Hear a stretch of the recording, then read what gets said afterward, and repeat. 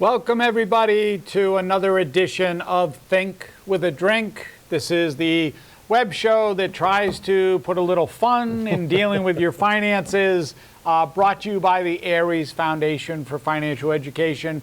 This week's episode is tax-free retirement income, right? Yay. So,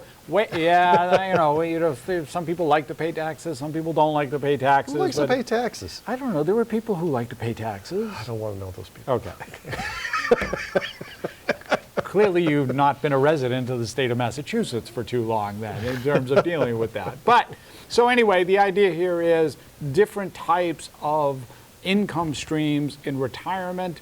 So if you can pull up the slide, this is just, for us, a quick overview. This is just who we are, then, what's on tap for today's show. My name is Tom Alessi. I am the president of the Ares Foundation for Financial Education. I have been in financial services now. This is my 25th year. As of the end of 2023, I became a certified fiduciary. I had always been a fiduciary, but now a certified fiduciary, which means that I act in the best interests of my clients whenever I am giving guidance or advice. I want to bring my vice president, Craig, if you can introduce yourself. Sure. So I'm Craig Richardson. I'm the vice president of the Ares Foundation. I specialize in, I've been doing this a little over 20 years, and I specialize in working with families and individuals to help them define their financial goals and have a better relationship with their money. And Craig will be chiming in as we go along here with this presentation. Real quick, just the info on Ares. So the Ares Foundation, we are a nonprofit located in Newton. You can find us on the web. It's aresfoundation.org. One of the things we say to everybody is the mission behind Ares is trying to help everyone have a better relationship with their money. Because whether you realize it or not, you are in a relationship with your money. And just like every other personal relationship that you have, there are behaviors and triggers and things that cause us to act a little irrationally or not rationally sometimes when it comes to dealing with our money and our finances. That's all myself, Craig, the rest of the Ares team, we try to do. We try to take some of that emotion out of dealing with your money. So what's on tap for today, if you want to pull that up for us? So one of the things we try to do here, a lot of these topics, Craig, they tend to get a little bit challenging, a little bit daunting, sometimes overwhelming for folks when dealing with money, finances, some of the things that are going on in the world. And it's not as fun as going to the circus? Is that Yeah, what you're saying? not as fun as going to the circus at all. Sometimes. Some of the stuff is fun, but most of the time it's not. So we try to make this a little bit more casual, a little bit more relaxed. We can't think of a better way to do that than if we have something to sip on while we're talking about some of these topics. In today's episode, we are drinking, this is from our local brewer, this is Harpoon Brewery. This is their New England style pale ale. So that just means a little hazy in terms of going through that, as far as, not like a hazy IPA, but yes, a little hoppier, right, than a regular pale ale. So you're saying if you live in New England, you're a little hazy? Is that what you're saying? Yes, that's generally the concept that has gone on there with it. But so anytime we're talking about pale ales are, are really something that's going to, you're talking burgers, cheese, French fries, those type of things, a little salty, something that's going to be along those lines as far as food pairings are concerned. So it's more you can drink a lot as opposed to sipping a little. Yes. Okay. Yeah, these are more meant to be, Not quaff down. Yeah. You're not guzzling them, but yeah, what is that old slogan, right? When you're having more than one, that Yes. type of thing. Yeah, that's what it's meant for. Going to be, though it does have 5.5% alcohol, so it's a 5.5, so it's right in there. Okay. It's not too devastating. It's not some of the higher stuff that we've brought in the 7s and 8s. But Higher for a light beer, but yeah. correct, which it's not a light beer, but it's a lighter beer Lighter than, say, beer, a heavier, darker type of beer that's out there. Next slide. Oh, sorry, Skol. Oh, Skol, yeah. Show us drinking. That's all we need, right? So if you could bring that slide back up, I would appreciate it. All right, so what does a tax-free retirement really mean, right? So the idea there is for most individuals, most people out there, their money is pooled into a pre-tax account or a retirement plan, 401k, 403b, IRA, that type of thing, right? Yep. So anytime that money gets pulled out, we're paying taxes on it. Yes. And we're going to talk about the consequences of what happens when we pull that money out, right, in terms of the consequence and what that means for you in there and why a tax-free retirement might be a good strategy. But the idea then is, okay, so how am I taking this money out of those accounts and not getting hit with the tax concerns that are going on there? And if you can just pull that screen up with a slide one more time, just for that, right? The problem when we have all of our money tied up in a retirement account, i.e. a 401k, IRA type of thing, is that every time we take an extra dollar, we are triggering more tax consequence. That is true. And the situation can be that that one extra dollar can eventually trigger a much higher tax than we were anticipating because we can move from one tax bracket to another. Right, but we were told back in the 80s when they started the 401k that this was the greatest thing since sliced bread. Why? Sliced bread. I'm getting a tax deduction now. Yeah. All my money grows tax-free, and I don't Tax deferred. tax deferred, and I get to pull it out, taxable if I need it when I get older. When I get older, right? Well, And I'm maybe in going a to lower pay, tax bracket. and I'm going to be in a lower tax bracket. There's Right. the myth, right? That's always the myth that comes up is I'm going to be in a lower tax bracket when I get into retirement. Well, honestly, for most people, once they get to retirement, what are we doing? Right, all that bucket list stuff that I wanted to, enjoy, right? The places I wanted to go, the things I wanted to see, and all of that costs money. And if the money's coming out of those taxable accounts, well, guess what? Now I'm paying taxes on it, and I might be spending the same money I'm spending or more than I'm spending today, which means I didn't alter my tax bracket. I might be in the same tax bracket. Right, I mean, I spend more when I go on vacation, and Yeah. you're going on the longest vacation you're ever going to take, so probably going to spend more money. Right, and the other worry with that, sorry, just to go back one quick second with that, just a final thought on this. The other is that trying to make sure that that money's going to last for the rest of your life, right? Because that's the biggest thing. I'm worried about running out of money. Well, what's taking away when I'm, besides distributions, is taxes. Right, yeah, there's 20 to 30% of your income Yes. gone. Right. So now you can go to the next slide. Thank you for that, by the way. Right, so what's in your buckets, right? So when we talk about retirement income, we're really talking about three different types or options when we come to it, right? So we've got the tax me now, tax me later, tax me never, right? So, and Okay. we're going to talk about the ones that will be tax me never type of thing. But, tax me now, that's after tax, right? So I put my money into a mutual fund or a stock or something like that, or even into a CD in today's world, Or right? Roth. No, Not tax going me. to go there. Okay. No, because we're taxing me now on the money. Okay, right? tax me now. Right. Yep. So then tax me later. Now 401k, IRA, I put the money in. I'm not getting taxes today. I'm getting taxed later. And then we don't ever want to get taxed. Okay. Right? Now, like you said, Roth, but Roth is using after-tax dollars to then get taxed later on. It is a consideration about creating that stream. Well, it's tax me now on the basis, but you're never getting taxed on your earnings. Never get taxed on the growth, right? And there's and we will talk about that, there's like 6 different places that you can draw retirement income where that's not going to be taxable. And so that's what we want to talk about when we get into that tax-free, but you sort of got to have that mindset of thinking, where am I drawing my money from and how is that affecting me? Okay. Okay. Next slide.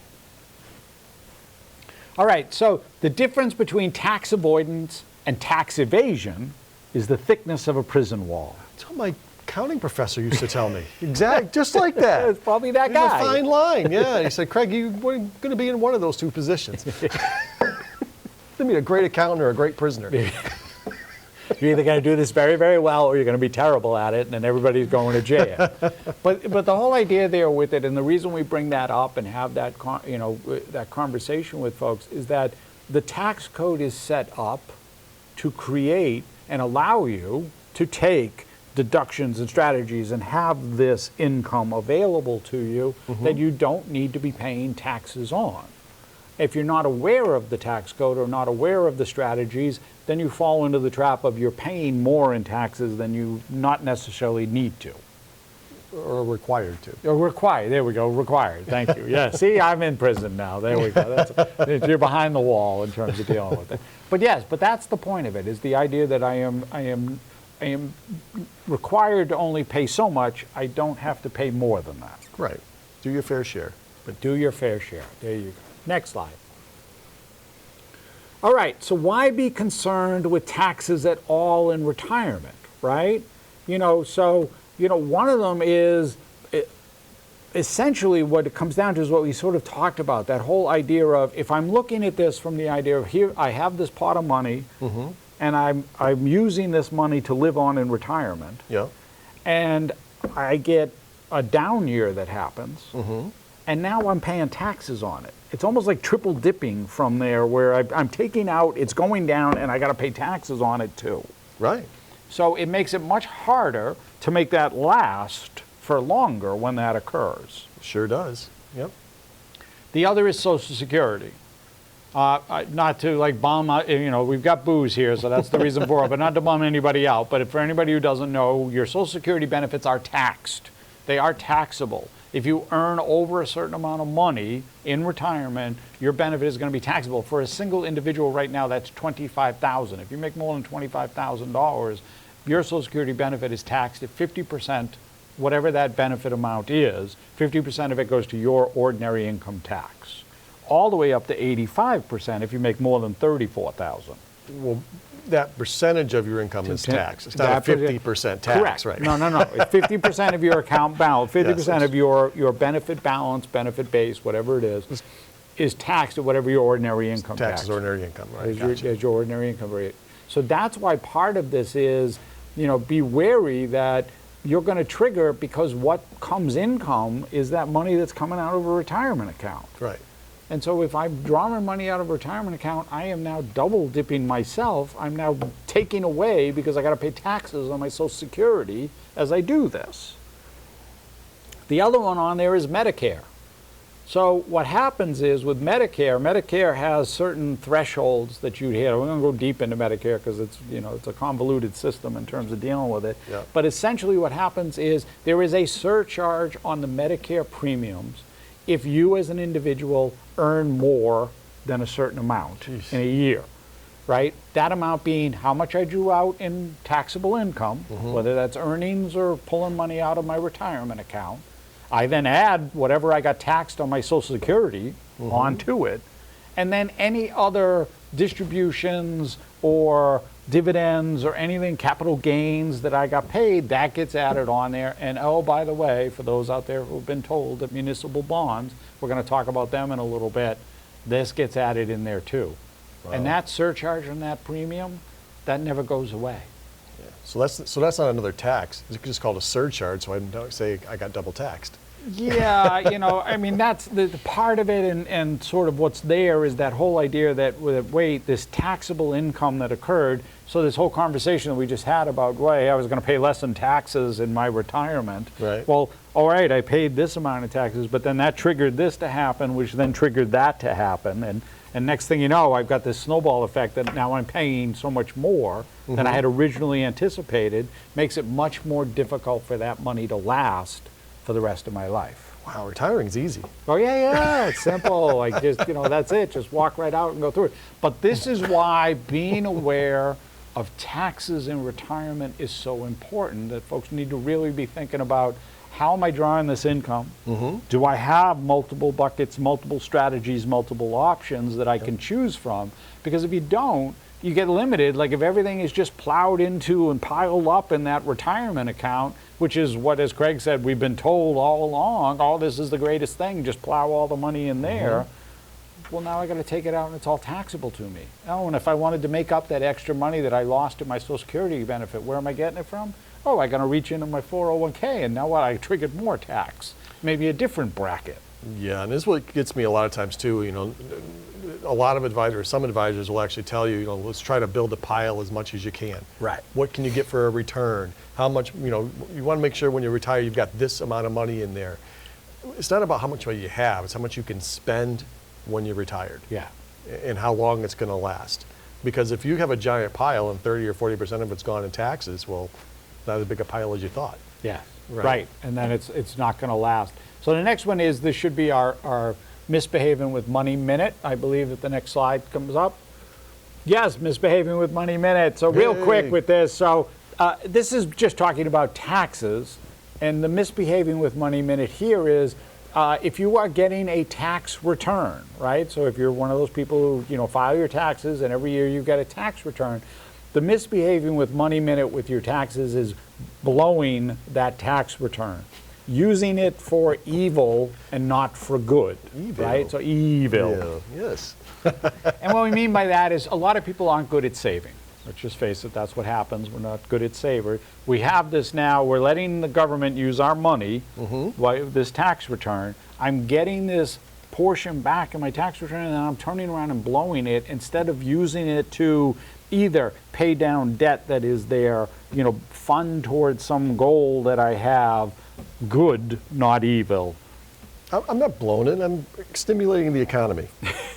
I'm just spending it here and there. I need that big screen TV. Yes. Come on, man. But that's the misbehavior with money minute, is just think about if you've got a tax return that's coming in, just plan to do something with it that's going to help you in the long run, get you to the point of where you're trying to get to, because that's ultimately the goal for everything. I'd say the first thing to look at is your emergency reserves. Do you have Exactly. adequate emergency Right. reserves? Right.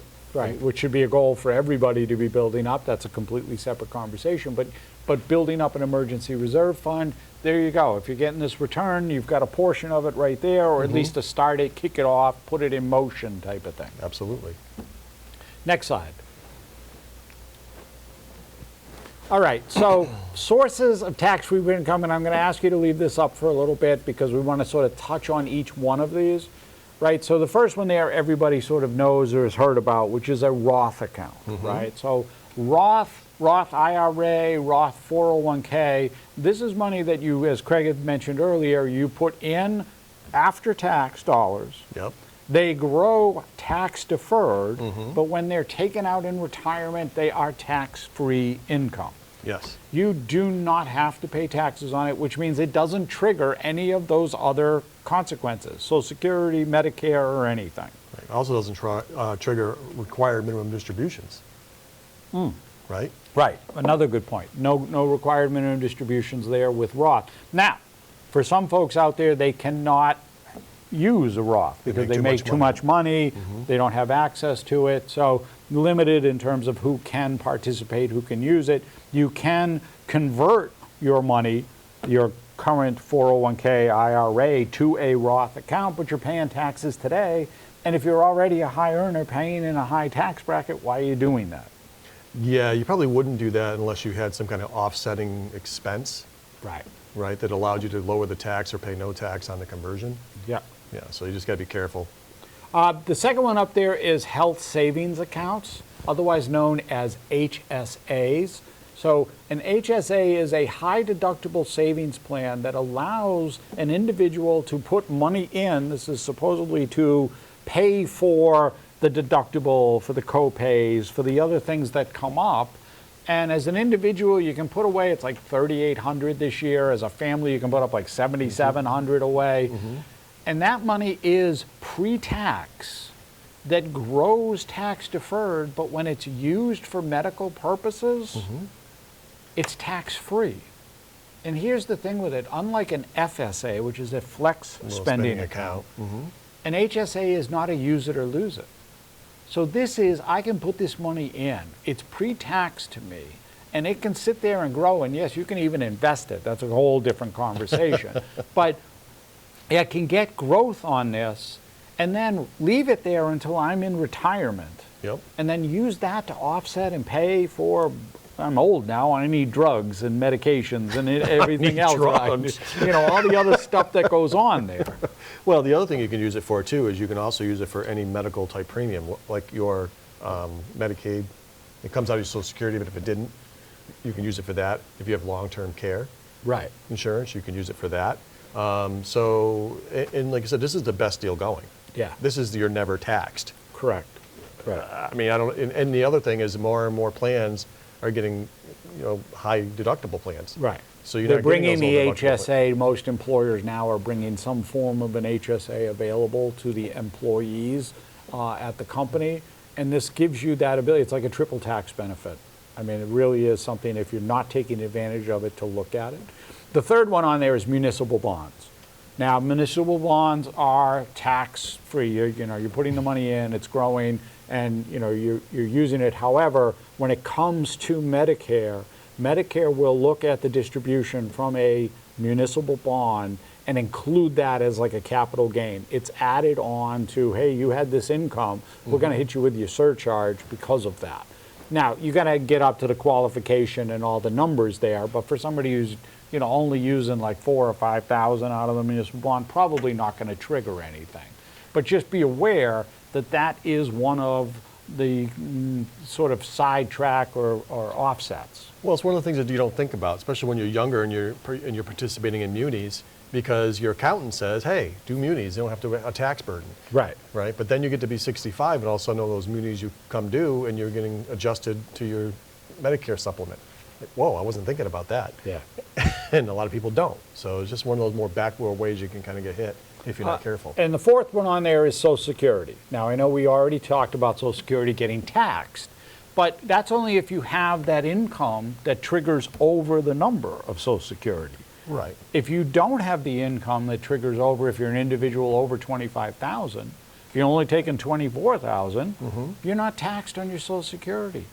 So the idea there is, okay, I'm going to take 24,000 out of my retirement account because then I'm not going to get taxed on my Social Security. I get my full Social Security benefit. Now, if I need additional income, I better have one of these other buckets set up so I can draw from there, and then I don't create a tax on anything. Absolutely. Reverse mortgage is on there. Now, reverse mortgage is one of those, we've done a show on it. You can take a look at it. Reverse mortgage is one of those things, there's certain caveats. You got to be over 62, equity in the property, those type of things. But it is a source of tax-free income that is available. Should you be in a situation and be looking for ways to offset some of that need, some of those costs, that you're not going to get taxed on it. Right, because a loan, and loans are not taxable. Right. And then the last one, number 6 on there, is life insurance. So for those who don't think about it, we're not talking about term insurance. Term insurance is just like your car or your home, which is, like I don't ever want to use this, right? Because the only way I ever benefit from this is if I've died. We're talking about permanent life insurance with a cash buildup. And the cash buildup there is money that you can use for whatever reason you want to, and if structured and done properly, will allow you to take it out and not pay any taxes on the income. So it becomes sort of a similar, you can't say it like a Roth, but sort of like a Roth without any of the, I'm not limited to what I can put in or how much it is and limitations. Well, yeah, there are limitations based on the total face amount and other structures. I mean, the state authority to make determinations on exactly what would constitute a life insurance contract and what you can put into it. But like Tom said, though, if you structure it correctly, you can take out whatever you put in, back out tax-free. Right. And if you structure the earnings correctly, you can take those out tax-free as well. Yeah. And again, when we talk about tax-free income, we're talking about these are now income that can be used in retirement that does not trigger tax on your Social Security, does not trigger Medicare surcharge premiums, any of those things. So any of these can be done in that way, and you want to be thinking about, like, how am I setting myself up? Like I said, you got to be thinking about this. Yes, we've all been plowing money into a 401k, fine, but now might be coming, if we're in our mid-50s, late 50s, early 60s, might be thinking about, does it make sense to continue to do that, or am I better served positioning the money someplace else? Like we talk with individuals all the time who are participants in a retirement plan, and the company is matching to like 5 or 6%. Yeah. And they want to put in 10, which is fine. God bless, that's a good thing. But are you maybe better served like going to putting money into the HSA, Right. putting money into a Roth, and then coming back to the retirement plan, if you can do it, if it's allowed? Well, even your own investment accounts, if you're dealing with capital gains taxes versus ordinary income taxes, you can decide what would be a better rate for you in retirement. Right. Like I said, capital gains right now I think max out at 20%. Yeah. So it all depends on your particular situation. Right, and what you're trying to do and how much you're trying to get. Next slide. So, and really, real quick, we're not going to go too deep in this. We've done a whole thing on FIRE. That's Financial Independence, Retire Early. We talk about the Aries version of this. Like it's really trying to position, this is the idea of positioning life insurance to be taking that distribution out, and how life insurance can create this additional income stream that offsets risk in parts. And if you ever want to go through that, you can reach out to us, that's fine. Check out the show on FIRE we did on financial independence and retire early as well. Next slide. All right, so, making sure that you've got each of the buckets covered, right? So you've got your pre-tax bucket, you've got your after-tax bucket, you've got your no-tax bucket, and then you've got a guaranteed. Now, the one we didn't touch on was the guaranteed, which in this world right now for most people is Social Security. That's the only one that you have that is a guaranteed source of income for you. The other buckets you can sort of think about, but it's hard for anybody to say, I've got some other source of income other than that. Well, you may have a pension. Right, correct. Next slide. Right, so really the conversation is, how much should I be saving? What is my target goal? Ultimately, what are you trying to accomplish in all of this with that retirement account? What are we trying to build toward? Or more effective, how much do I need to be living on? With that guaranteed stream of income, Social Security is only going to provide me so much, but I really need to be living on this. And that's the gap, and you need to be filling that in. And if you're trying to fill it in with after-tax money, that becomes problematic. And don't forget about inflation. Oh, yeah, and then inflation. Cost of living There's all increases. sorts of risk that goes on with this. Next slide. All right, so if you ever have any conversation, you got questions, you're not sure what you're doing, you want to, really go through some of how all of this works and really what this all means, right? That QR code on the screen, if you just pause it for a second, shoot the QR code, it's going to open up our calendar. You can schedule a time with us. We're happy to try to answer questions that anybody has, give a little guidance, a little advice. Sometimes it helps to have a little hand holding when you're trying to do this type of thing. Last slide just gives you our contact information, right? So how to reach us, again, the website is www.ariesfoundation.org. You can visit, you can look at the info@aries.org, info@ariesfoundation.org for the email address, and then you can just shoot that QR code to go from there. But otherwise, we want to say thanks and have a great evening.